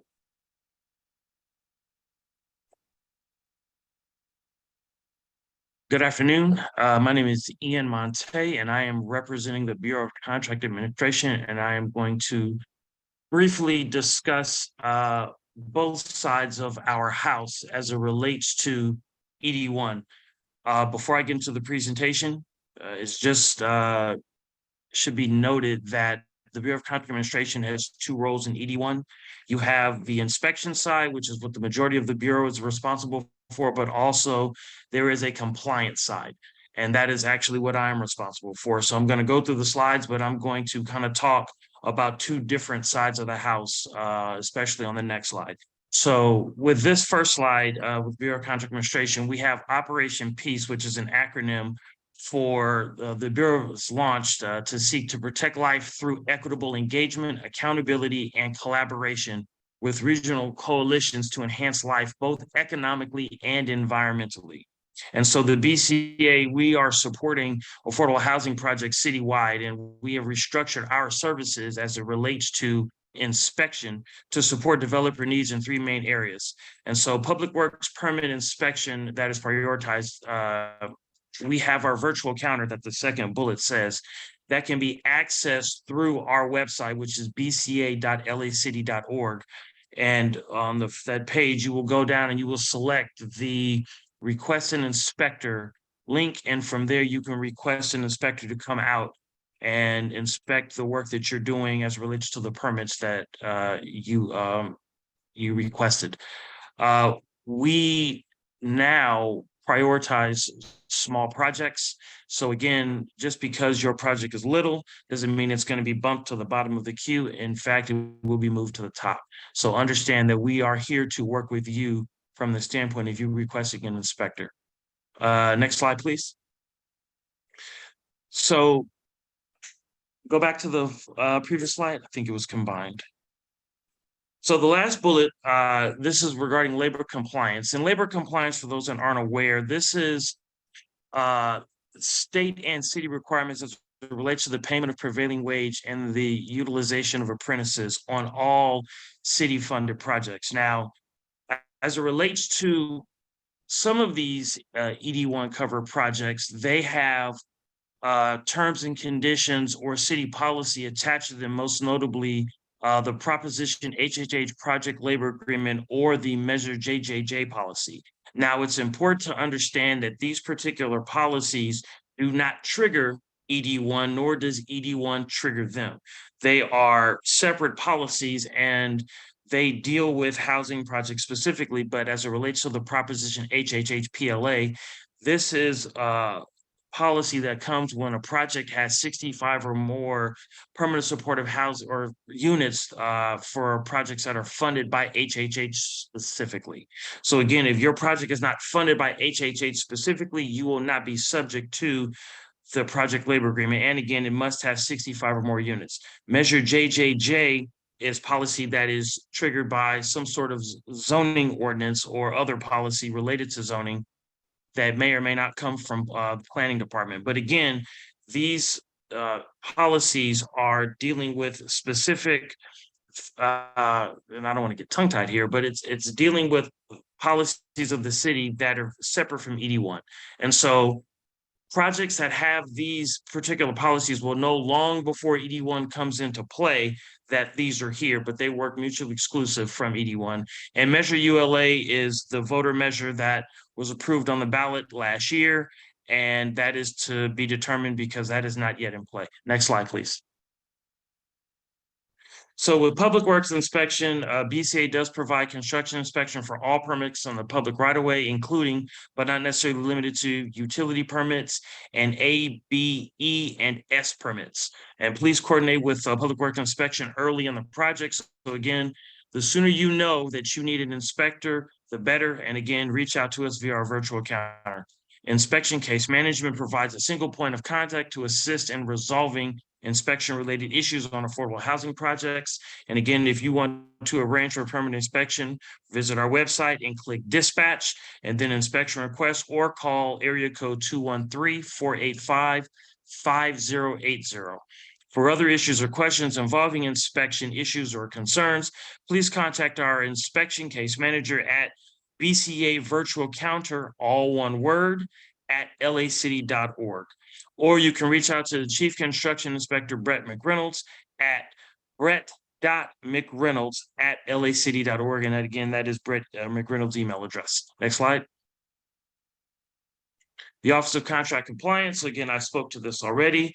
We, the OCC, we administer, monitor, and if necessary, enforce contract compliance for affordable housing projects that either trigger the city's Proposition HHH project labor agreement or Measure JJJ policy.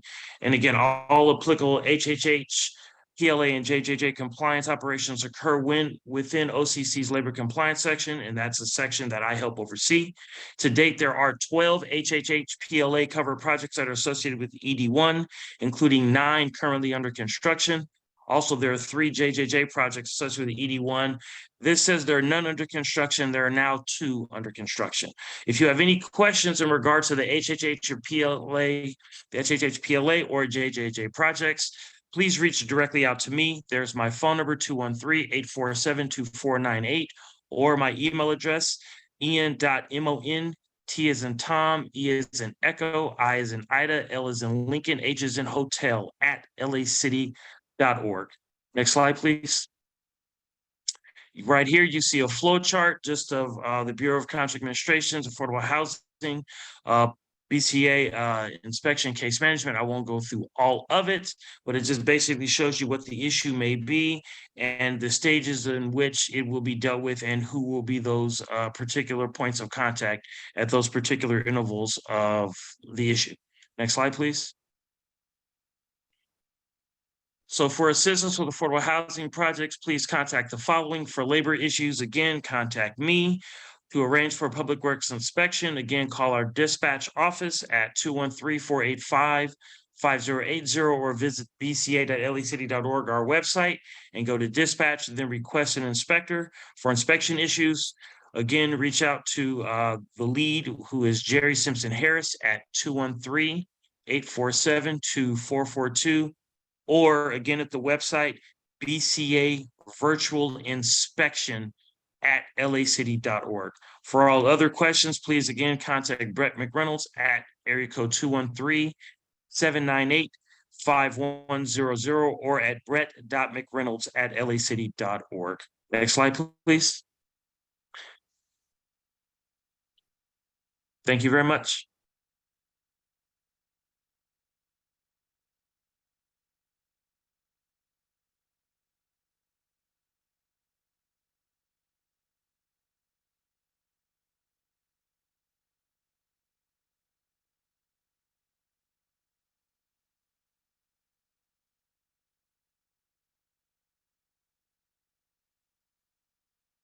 We have Joe to walk us through the city resources for developers.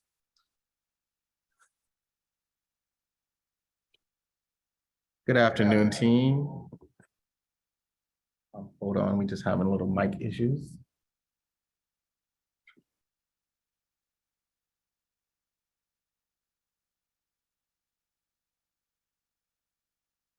Thank you everyone for the phenomenal presentations. It's been going handily well. Can you go to the next slide, please, Noah? Thank you. As you see, we're on city resources for developers. We've only listed 3 applications here. However, there are a whole host of other useful tools. But first, starting off with ZEMIS. This is my favorite, which ZEMIS stands for the Zoning Information and Map Access System. This is actually planning's interactive tool and resource that displays key mapping data to assist in navigating the city's land use regulations, which includes pertinent information, including a property's address, planning case history, council district, community plan, and neighborhood council information. The resource also provides valuable ED1 information pertinent to this meeting, such as recently passed state law that impacts development. Say, for instance, from a parking perspective, which would be AB 2097, denotes properties that are eligible for that, even on down to properties that are eligible for SB 9, SB 35, and even AB 2334. So just a valuable tool for not only ED1, but development in general. Another useful tool will be Navigate LA. It's another phenomenal resource provided by Bureau of Engineering that displays key data regarding the public right-of-way, including street designations, flood zones, and also sewer capacity, or it's where to go to learn more information about sewer capacity. And then we have Build LA on this list, which has been severely, I guess, streamlined as far as not only timelines, but as far as ED1 is concerned, creating the affordable housing tracking system. But this is an initiative that aims to make our city's development services and processes a lot easier for public use and consumption. This will be the main tool that will funnel all, not only development services, but the public as far as sharing of their Angelino account, any type of e-plan information submitted to building and safety. And almost will, we're leading this into being a project management tool to be used across the board for not only staff, but also the public. Next slide, please. All right, Executive Directive 1 website. Planning has graciously hosted the information that's available in front of you right now, which denotes not only the overview of ED1, but also the process and procedures that planning has put in place, the different development standards, resources available, and contact information. This is, as presented by Justin, this has been a valuable resource and tool that not only has staff used to keep up with updates from the mayor in conjunction with the mayor's website, but also just as a valuable tool for constituents and applicants to use. And moving on along, we have now entered into our moderated Q&A. Please note that you can check your Q&A information inside the chat. I believe a lot of questions have already been answered, but we also want to address information that, questions that were not able to be answered either through the chat or through personal message to you.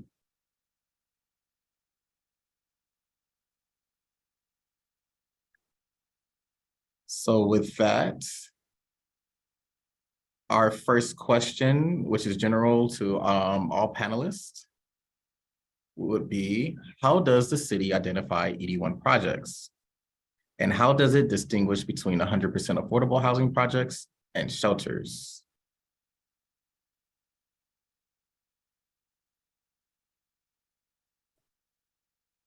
Can you read the first This part? question is raised for the whole group. And I see Osama's popped in. Can you read the first part?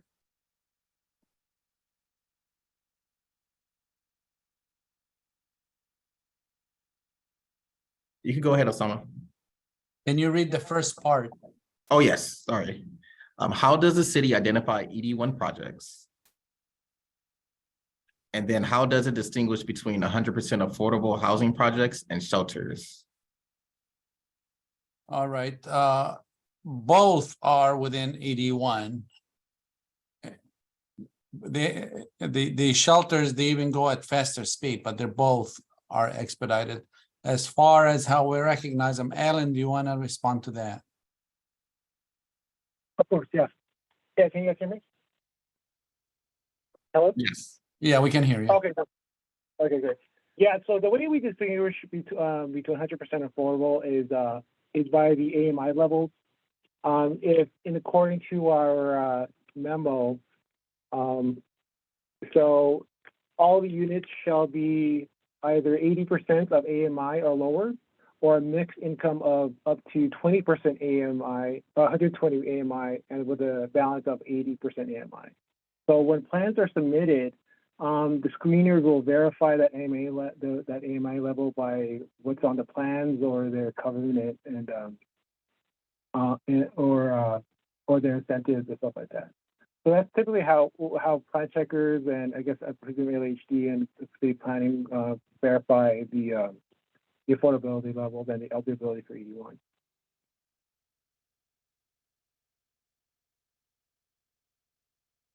Thank you, Alan and Osama. Okay. The next question we have up for the general group is, how is the city dealing with 100% affordable projects approved before ED1? Well, I could comment on that too. Anything that falls under 81 it goes into this expedited system. So if you had something that was 100% before the 81, we're still going to honor it under 81. Yes, thank you, Osama. That is correct. This is Sorry if I'm going to Justin. be moving a little bit fast. I just want to make sure that all the questions are answered. Next up for number 3, we have, what is the best way to coordinate submitted documents to all development service departments?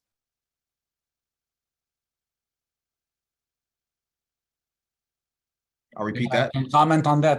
Does anybody else? Okay, if no one else, I'll comment on that. So I understood the question and I was reading them. So right now, it's up to the customer to come in to building and safety. And once we do that, at the end of the review, there's what's called a clearance process. So we'll have a clearance summary sheet and we would let the applicant know these are the various departments that we need approval from. It could be fire, BOE, planning, what have you. And then it's going to be the applicant that will go to the various departments and get these approvals. Now, some of the departments in granting their approval, they may, like, for example, the fire department, they may say, well, I want to see the architectural plans because they want to look at various parts of the fire code. Some, it may not be a plan, it may be a different documentation. I hope that answers the question. Thank you, Osama. You're on a roll. And yes, our system has also been able to accept the upload of documents. So in conjunction with that, I believe that you're now able to electronically submit as well.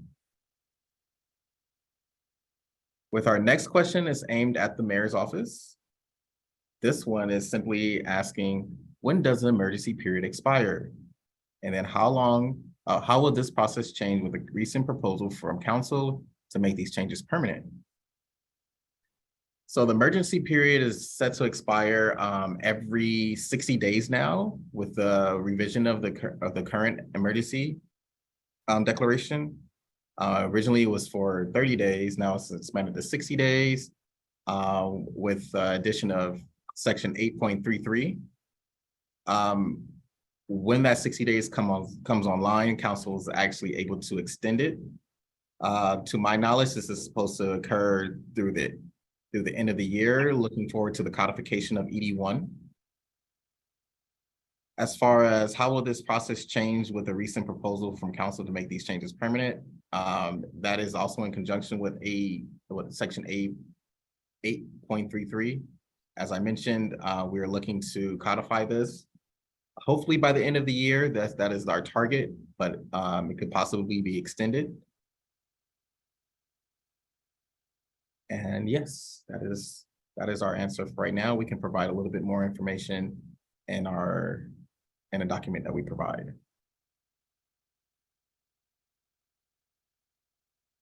Our next question is aimed at our CAO team with the Affordable Housing Liaison Unit. What are some of the most common issues LEU needs to resolve for affordable housing developers? Can everybody hear me now? I know I had some comments previously. My apologies for that. Thank you, Joe, for the question. So full disclosure, our unit basically formed this year at the beginning of April. So we're pretty new in our execution, but we've been very busy working with developers with regards to the developer concierge work.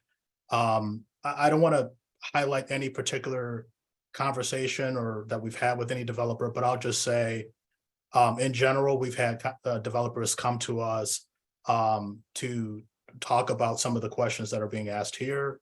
Some developers have shared, hey, here's a pipeline of projects that we're looking to build in the future, and we'd like to get your thoughts on those and with whom we would like to speak to, with whom we can speak in like a scoping type of conversation so that folks are able to have the appropriate staffing, et cetera, as those projects become less concept and more real as they move through the pre-development phase. We've had conversations with developers who, in light of the inflationary pressures that exist, and we just saw the the Federal Reserve raise interest rates by another 25 basis points yesterday. We've had developers have conversations with us with regards to, hey, I'm in the middle of construction or I'm in the middle of pre-development. What might be some resources outside of obviously conversations that they would directly have with obviously LAHD and other funders? What might be some other resources that might exist as we're trying to keep projects alive? So again, so that I repeat this, if it wasn't identified if you weren't able to hear it in the presentation, we neither permit nor finance. However, we are a concierge service to developers. You may not know who on this panel or behind the various folks that are represented here on this panel are the appropriate people to speak with. We know those folks. So feel free to reach out to us. We have a very eclectic group of folks on our team, folks with planning experience, folks with developer experience, finance experience, as well as legislative experience. So if there's a question with respect to affordable housing, if we can't help you, we can direct you to the appropriate department who can help. So hopefully that resolves that question.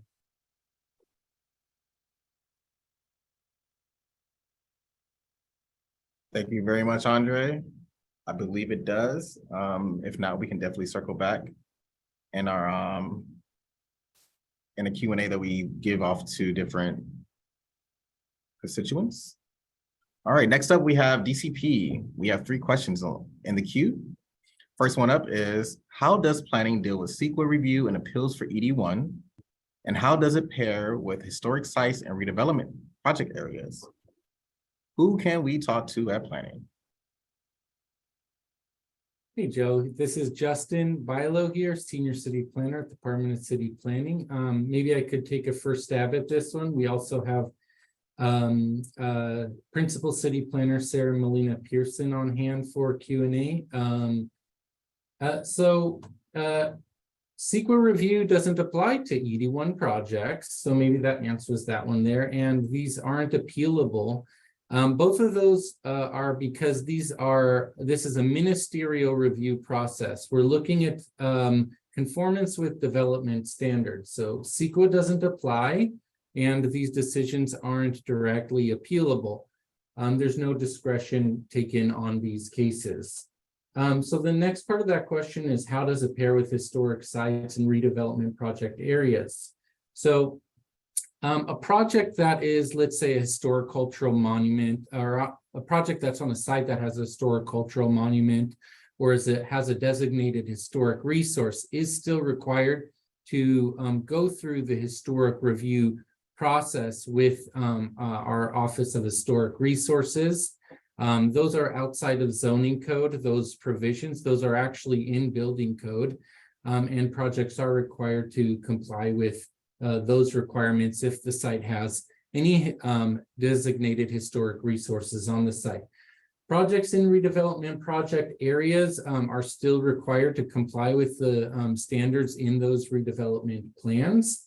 And who can we talk to at planning? I think it depends on what the question is. Again, if you have questions specific to historic resources, you'll want to reach out to the folks at the Office of Historic Resources. If it's about the redevelopment plans, you'll want to reach out to the folks at our redevelopment plan unit. So just let us know what the questions are and we can direct you to the right people. Sarah, is there anything else you wanted to add to that question there? No, nothing else to add. Thanks, Justin. Excellent. Thank you so much, Justin. And number 2, we have, how are ED1 sites shown on ZMIS?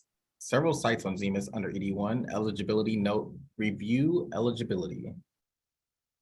Yeah, so if you're looking at a site on ZMIS and you go to the planning and zoning dropdown, you'll see that there's a new field there that says ED1 eligibility. So this field was added this year to sort of support ED1. And you'll see that different sites have different designations. Some will say, eligible, some will say ineligible, and others will say review eligibility. The ones that say review eligibility are sites that are in specific plans. Specific plan zoning can be technical and nuanced. So you want to look at what the specific plan text says with regard to the density. Most projects, ED1 projects are allowed on sites that are zoned to allow multifamily housing as long as you can build 5 on there, or on sites that have land use designations that allow at least 5 on there. So you'll also see that there are some sites that are zoned RD 1.5, RD 5, RD 6, any of the RD zones where the density is based on the area of the lot. You'll see that those also say review eligibility, because in order to be eligible for ED1, one of the criteria is that you can build at least 5 units. So you want to be sure that that's what you can do on the site. So again, RD zones will usually say review eligibility, and any sites in a specific plan will also say review eligibility. From time to time, you'll also see some manufacturing zones. So ED1 projects are not normally allowed in manufacturing zones because manufacturing zones don't allow housing. However, if you have, let's say, a site that has a manufacturing zone and for whatever reason it has a land use designation that it does allow housing, that might also say review eligibility. So some of these sites are straightforward, and for the straightforward ones, we do say either yes or no. Where it takes a little bit more due diligence, it does say review eligibility. Great and amazing answer, Justin. Very well put. For the last but not least one, can an ED1 application be vested through SB 330? And in what zone does ED1 apply to? Yeah, sure. So I think we answered the second part of that question, but I'll just start with that and then reiterate it. So again, ED1 is can be on any site that allows multifamily housing, or on any site that has a land use designation that allows multifamily housing, as long as you can get 5 on the site, except for single family zones and more restrictive. So what is a single family zone or more restrictive? I'm not going to list out all of those zones right now. However, if you do want a list of those, you can look at city planning's latest ED1 filing instructions, and we do have a list of those more restrictive, those single family and more restrictive zones on there. With regard to the question about vesting, yes, ED1 projects may apply for Housing Crisis Act vesting using the Housing Crisis Act vesting preliminary application. Amazing. Thank you so much, Justin and Sarah and team. Moving on along, we're going to shift gears and go to the Los Angeles Housing Department. And we have 3 questions for you on the docket. First one up is, how is the rent structured determined by ED1 project, determined for ED1 projects? Say that again. How is the rent structure determined for ED1 projects? Thanks, Joe. I think that one and the second question are actually very related, and are also questions that were echoed by a number of other folks as I was interestedly scrolling through the Q&A chat. So this is really about how do you calculate what constitutes a 100% affordable project for purposes of triggering ED1. The departments who are key in implementing this, so planning, building and safety, housing department, did issue a guidance memo with the definition of an ED1 project that is 100% affordable. And so I would definitely refer to everyone to that, because there are a couple of options, and it's a combination of 100% of the units minus manager units, at a certain rent level, given a HUD schedule, or a combination of 80% and 20% at other rent levels that can use HCD rent levels. So rather than me say it and have you feverishly take notes, we will refer you to that memo so you can see it in writing. And I think that should clarify for applicants what your options are for qualifying as an ED1 project.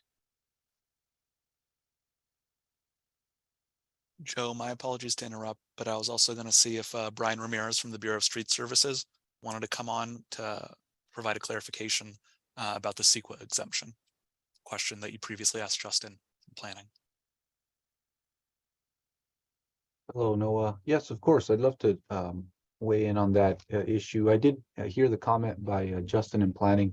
I wanted to clarify that as it pertains to the CEQA exemption,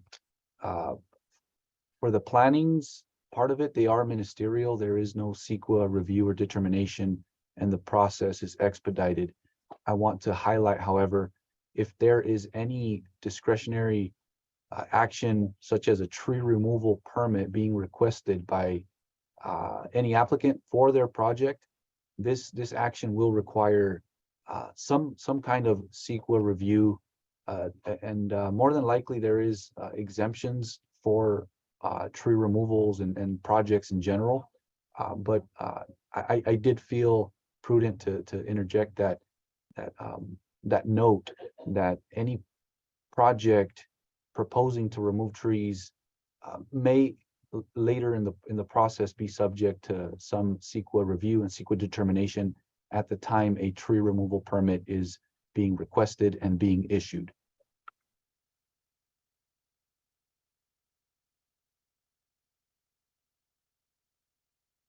Thank you very much for that update and resourceful information, Brian. If people have more clarifying questions coming off of that, please let us know, and we'll be sure to answer your question. One more question for LHD.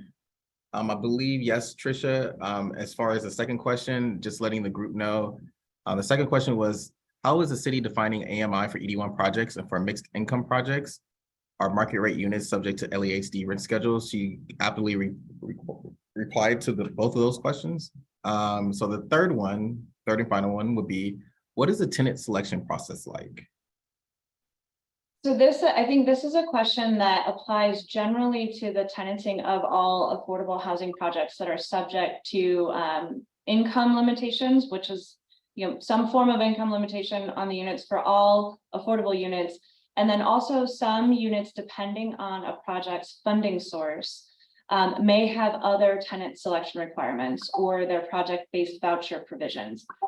Easy examples are, if a project is using VASH vouchers, then there will be veteran status requirements. If there are accessible units in a building, those must be tenanted by people, or at least those must be tenanted by people who need the accessibility features provided in those units.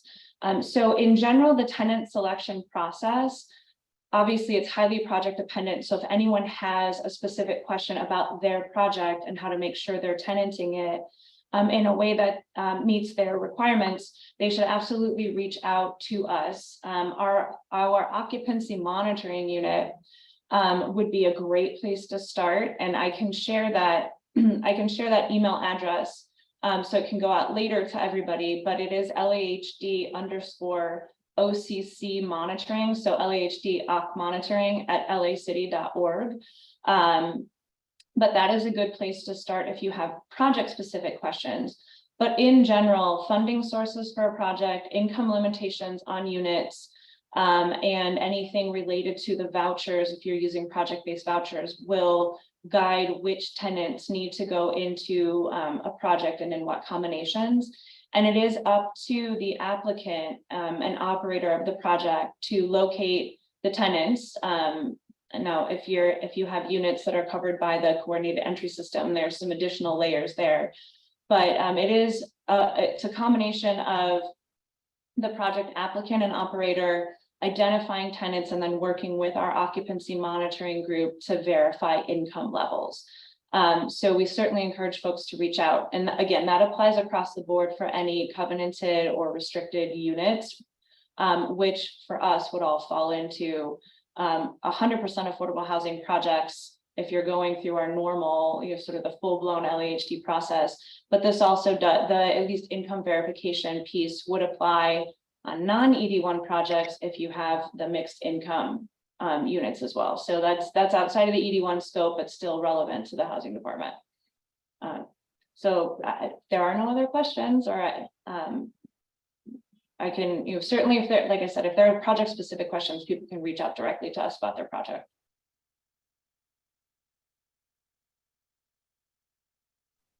Thank you so much, Tricia. Valuable information. And yes, I'm sure that not only will this group, but also upcoming constituents or people that are looking for those particular units, they'll have more questions. But yes, thank you so much for that depth and thorough feedback. Moving on along, we have LADBS next, and we only have one question up for you. First one is, what is the typical timeline for review at LADBS for ED1 projects after the project receives their letter of compliance from planning? I can take that. Yeah, so typically when plans are submitted, ED1 projects submitted for plan check, we assign them, the ED1 projects get a priority assignment. So they get assigned within 5 business days. And the corrections are typically issued, are typically around about 15 days. So yeah, it's very streamlined and expedited. Yeah, I hope that answers the question. Yes, it does. Thank you so much, Alan. Moving on along, we now have the fire department. And surprisingly, we only have one question for you as well. Is the expedited track of $400 separate from the ED1 process? Hey, how's it going? So I'm actually glad this question got brought up. I think there is a lot of confusion out there. So based off of ED1 requirements, we actually are already streamlining and expediting all ED1 projects. So our backroom regular for all projects in the city is 56 days. For all ED1 projects, your project gets streamlined to 30 days. With the amount of projects that we have in the city total and the amount of affordable housing projects that we have, there's a lot already going on. So you get cut to that 30 days. And that's why we recommend that you do the expedite. The expedite cuts you from 30 days to now 15 days, but we're averaging about 10 and sometimes even faster than that. It is a one-time fee of $480. It is not based off your project size. It doesn't matter what size your project is. It's still that one-time fee. Paula, I'm in a meeting. Can I call back? Oh, I got somebody. Somebody's not muted.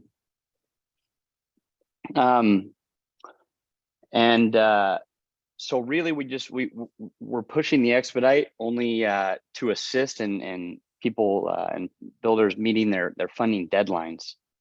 We know how paramount it is to move this process along as quickly as possible. So we are recommending that. That $480 is not a fee that the city is actually taking. The fee is only to pay for the off hours for our plan checkers to work on their time off outside of their regular hours. So that's why we recommend it. It's been successful in the past, and it definitely helps with meeting your deadlines.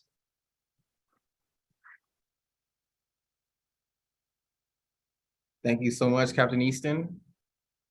Moving right along, we have DWP. Not surprising, we have a slew of questions, 3 to be exact. So first one up, we have, is it possible to work with a LADWP design team earlier? For example, for guidance on the transformer, or say power lines, etc. Yes. Hey everyone, this is Emil Abdel Shahid. Yes, the short answer is yes. Get in contact with us with the correct district engineer, and we can go ahead and facilitate a pre-submittal, pre-design discussion with you to give you information that's needed so that you can incorporate that into your planning and design.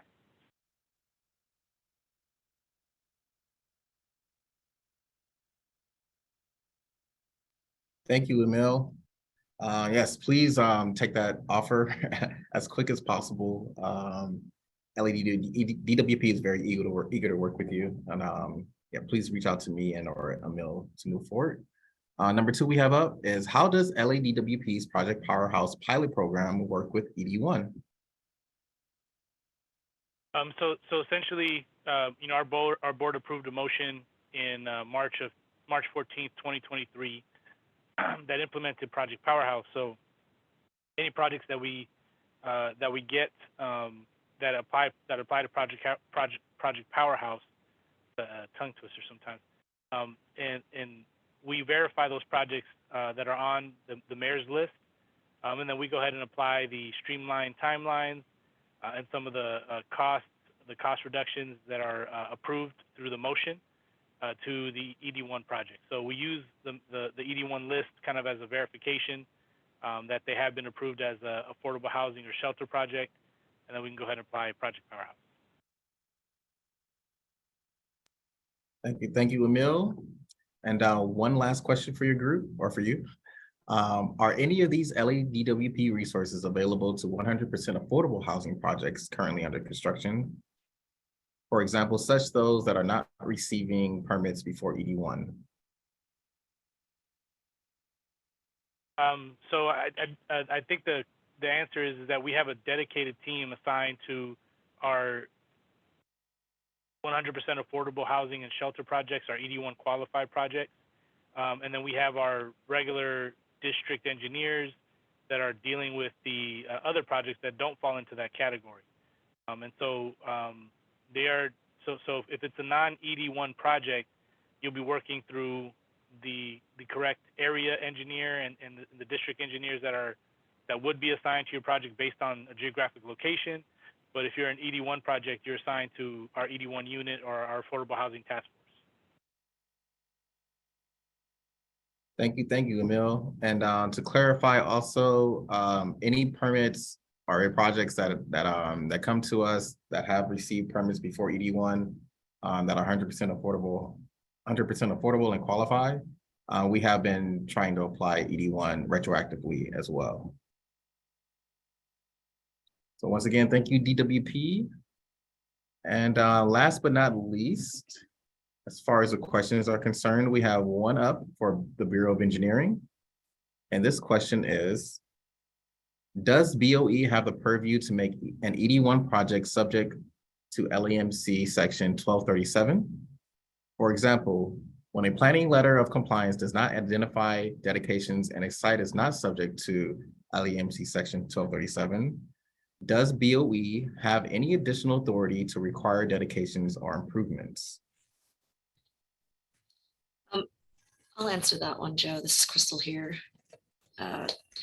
If a project doesn't have any BOE conditions listed on the planning letter of determination, then the site should not be subject to 1237 or hillside ordinance. BOE doesn't typically require additional improvements outside of 1237, there might be an instance where we're just asking to be ADA compliant or something to that effect, but not additional improvements from 1237. However, if the roadway adjacent to the property is not developed and vehicular access is being taken from an underdeveloped roadway, then the developer may be required to improve that roadway. The same thing goes for drainage, and it should be done in a safe manner and improvements being made necessary. So it's really a condition of the scope and what is required for the project for access.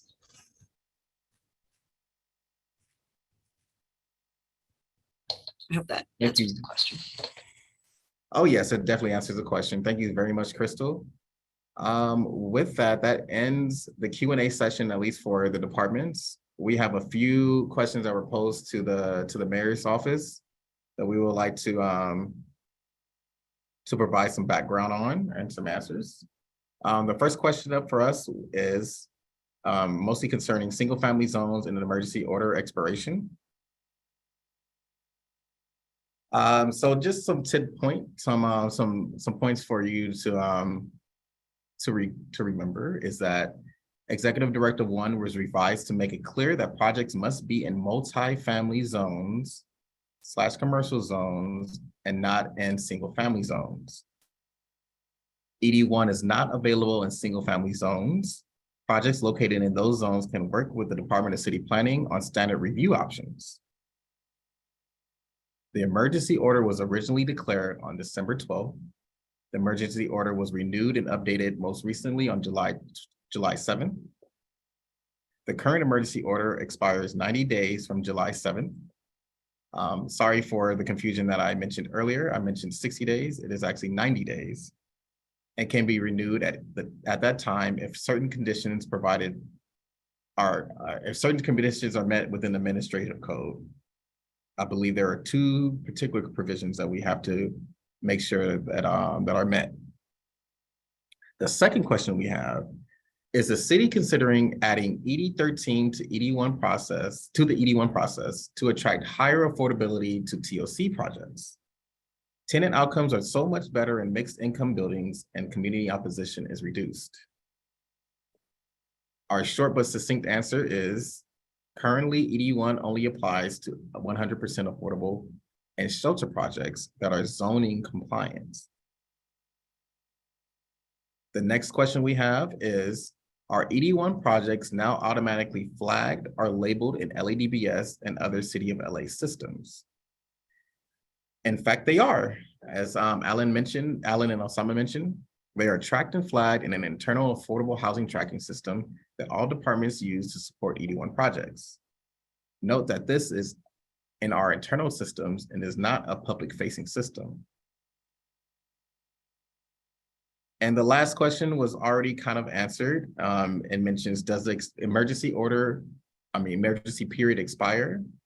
How is the process going to change with the recent proposals from council to make these changes permanent? I'm sorry, I actually answered this as a first question in our moderated Q&A. But just to reiterate, the current emergency order expires 90 days from July 7th. And as far as making the changes permanent, planning is working on an ED1 codification through the ordinance that is set to be, or the target release date, our target release time is somewhere in December, if not later into 2024. All right, next slide, Noah. With that, we conclude our webinar. This has been an amazing experience. Full jam-packed 2.5 hours, fun and excitement. And hopefully we were able to answer all your questions in a rather great way that you can take back to your team and feel very much more confident to submit a project with us, or at least have contacts down to where you can get in touch with not only the departments, but our team. If you do have any possible questions or need project assistance, please use those different avenues. As mentioned, we humbly thank you for your support. This has been a very exciting and wild ride since December. And to have the amount of projects and the amount of units be 100% affordable is just amazing for our future. Sets different precedents for our young and aging populations. So hopefully we can continue this trend and get even more directives spawned in a great and meaningful way. So thank you for your time and have a wonderful day. See you soon.